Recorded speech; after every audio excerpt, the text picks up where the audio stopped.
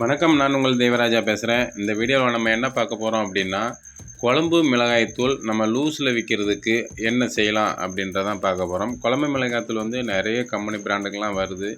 இருந்தாலும் நிறைய கஸ்டமர் லூஸில் கேட்பாங்க. ஸோ அதுக்கு நம்ம என்ன செய்யணும் அப்படின்றதான் இந்த வீடியோவில் பார்க்க போகிறோம்.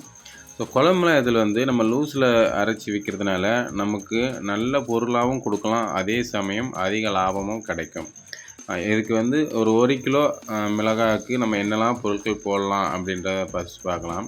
மிளகு வந்து 1 கிலோ, காஞ்ச மிளகாய், கொத்தமல்லி ஒரு 1 1/4, மஞ்சள் 75 கிராம், மிளகு 50 கிராம், ஜீரகம் 100 கிராம், சோம்பு 100 கிராம், கடுகு 100 கிராம், வெந்தயம் 100 கிராம், கடலைப்பருப்பு 200 கிராம், அரிசி 1/4 கிலோ, பெருங்காயம் கொஞ்சம் போட்டுக்கலாம். ஸோ இது வந்து நம்ம வீட்டுக்கு வந்து எப்படி யூஸ் பண்ணுறதுக்கு நம்ம போடுறோமோ அப்படி தான் நம்ம லிஸ்ட்டு கொடுத்துருக்கோம். எங்கள் வீட்டில் வந்து நாங்கள் இப்படி தான் ரெடி பண்ணி யூஸ் பண்ணுறோம். அதே சமயம் கடையிலையும் இதை தான் செய்கிறோம். ஸோ நம்ம எக்ஸ்ட்ராவாக எதுவும் ஆட் பண்ணுறது கிடையாது. வீட்டில் வந்து என்ன செய்கிறோமோ அதே தான் கடையிலையும் வந்து நம்ம விற்கிறோம். ஸோ அப்போது கஸ்டமர் வந்து ஒரு தடவை வாங்கிட்டாங்கன்னா அடுத்த தடவை வாங்கிடுவாங்க. ஏன்னா நம்ம வந்து அவங்க வீட்டில் அவங்க எப்படி செஞ்சு யூஸ் பண்ணணும்னு நினைக்காங்களோ அதே மாதிரி நம்ம கொடுக்க போகிறோம். ஸோ நமக்கு வந்து நல்ல பொருளாகவும் கொடுத்துட்றோம், நமக்கு மார்ஜினும் அதிகமாக கிடைக்குது. ஸோ நம்ம அரைக்கிறதுக்கு முன்னாடி இந்த பொருட்கள்லாம், அதாவது மிளகாவை தவிர மற்ற பொருட்கள்லாம் வந்து லேசாக வந்து வறுத்து போட்டோன்னா இன்னும் கொஞ்சம் வாசனையாக இருக்கும், டேஸ்ட்டும் இன்னும் கொஞ்சம் நல்லாயிருக்கும்.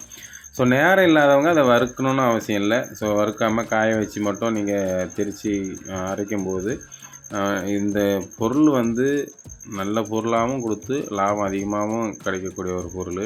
ஸோ இந்த மிளகாத்தில் வந்து நீங்கள் அரைச்சி நல்லா ஆற வச்சு கவரில் வந்து ஒரு 50 கிராம் 100 கிராம் அப்படி பாக்கெட் போட்டு வச்சு விற்றுடலாம். நம்ம வந்து மளிகை கடையில் லாபங்கள் வந்து அதிகமாக பார்க்கணும் அப்படின்னா சில பொருட்கள் வந்து இந்த மாதிரி மெனக்கிட்டு செய்யும்போது தான் அதில் லாபம் அதிகமாக கிடைக்கும்.